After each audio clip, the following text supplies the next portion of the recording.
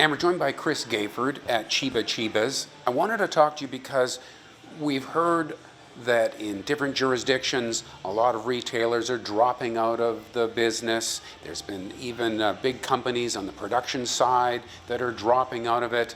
But how are you doing as a business? What is this now, 4 years in? Yeah, we ourselves are 3.5, almost 4 years now. Things are doing great. An article was just released. This store specifically got third in all of British Columbia for retail sales. So that was a big milestone for us. So what do you think you're doing right that you can, stay in business, through thick and thin? I bring it back to the people. So when we hire people that are very passionate, who go after educating themselves and learning as much as they can so that they can provide really good customer service to the customers that come in. That I would say is number one.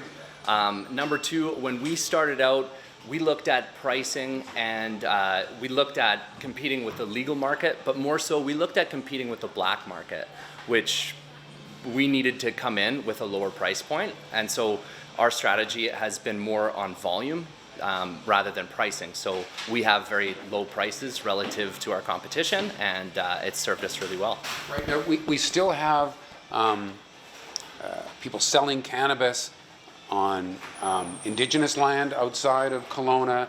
Is it difficult to sell when you've got other entities able to sell without the same regulations? For us, we're fortunate in that there isn't non-legal stores in our vicinity. So the Indigenous stores are far enough away that I think the local traffic comes to us first. We still struggle with some of the federal government's rules in terms of caps on edibles. We can only sell up to 10 milligrams per package.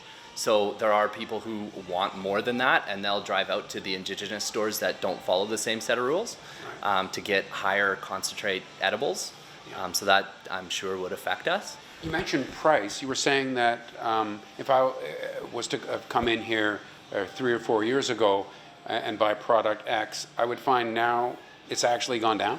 Yeah, that's right. So in any competitive environment, and the cannabis space is certainly that, a lot of new LPs are joining in. And so what we're seeing is an overall reduction in price.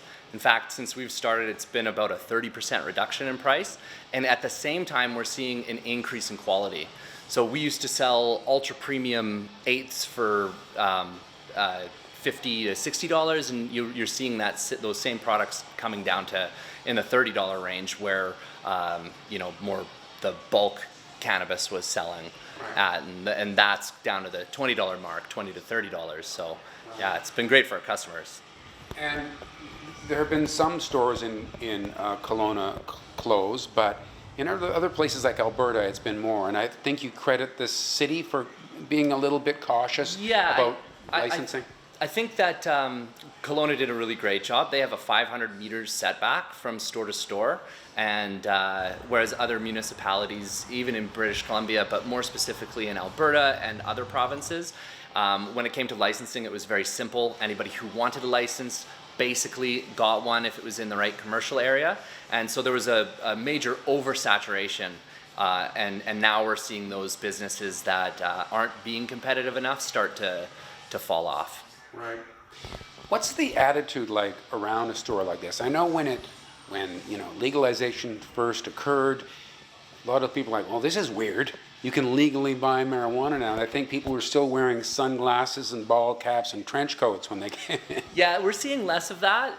It's still definitely a thing, especially with the older generation. They're nervous when they come in, but our bud tenders are very professional, and they're able to calm their nerves almost immediately. But yeah, it's still 4 years into legalization, still a thing. It still seems like you're getting away with something for some people. Yeah, they're just so used to that era of reefer madness, and right.